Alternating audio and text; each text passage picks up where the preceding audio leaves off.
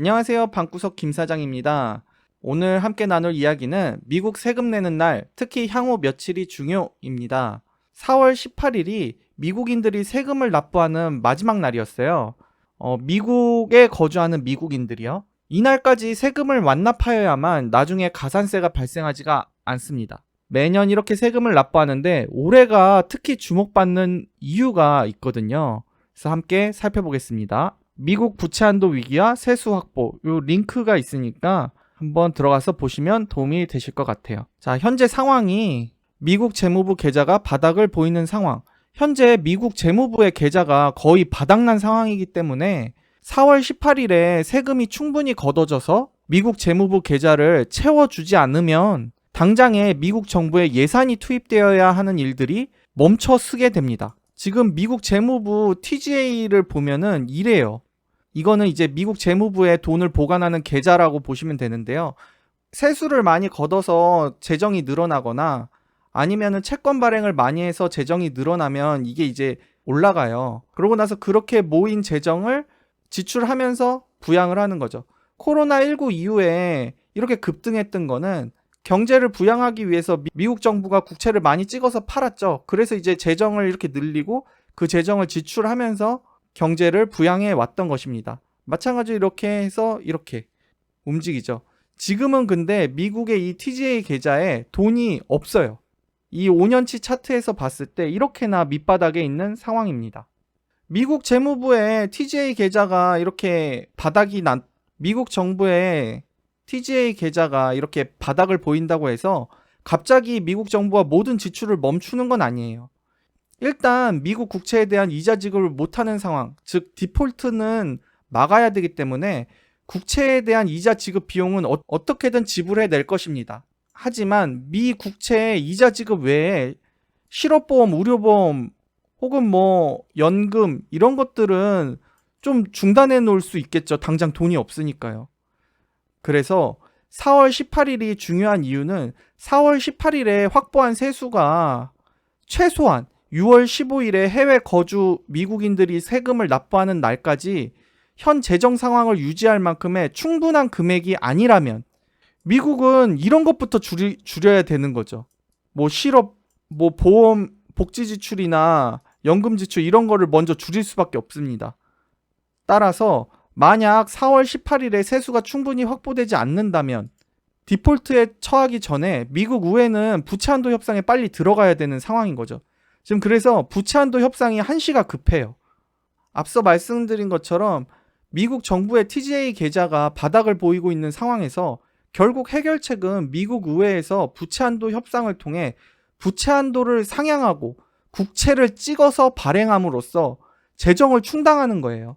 이미 1960년 이후에 수십 차례나 부채 한도 협상이라는 내홍을 겪었고 결과적으로 부채 한도를 상향해 왔던 역사가 있습니다. 그래서 사실 지금 많은 투자자들이 이거는 뭐 당연히 협상될 거다, 부채 한도 상향될 거다 이렇게 생각하시고 일시적인 이벤트로만 생각하는 경향이 있는 게 사실이죠. 부채 한도 협상 후폭풍이 문제. 과거를 살펴보면 당연하게도 부채 한도가 상향되면 미 정부가 더 많은 재정을 지출하게 되잖아요. 그럼 주가는 상승하는 경우가 많았습니다. 난항이 있을 수 있지만 부채 한도는 상향되긴 할 거예요. 하지만 지금 여러 가지 문제가 있기 때문에 몇 가지 후폭풍은 있을 수 있습니다. 그래서 부채 한도 협상 후폭풍 과연 뭐가 있을지 살펴볼게요. 일단 첫 번째, 미국채 가격 하락으로 인한 문제.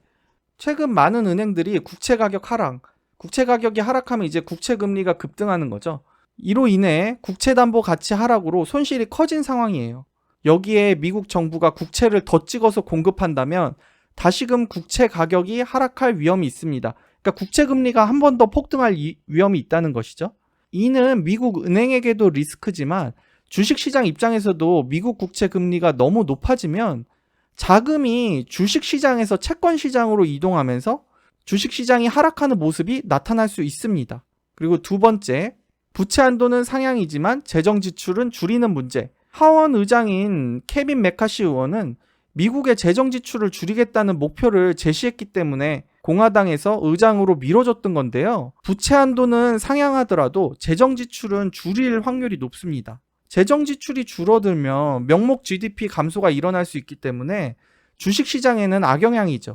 만약에 민주당과 공화당 양당에서 빠른 합의점을 찾지 못한다면 조금 과장이지만 2018년에 있었던 미국 정부가 셧다운했던 상황, 그 당시 이제 공무원들 월급을 못 줘가지고 무급휴가 다 주고 그랬었죠. 그랬던 상황이 다시 한번 재현될 수도 있는 것이죠. 세 번째, 2011년 신용평가기관에서 미국 신용등급 강등했던 상황을 재현.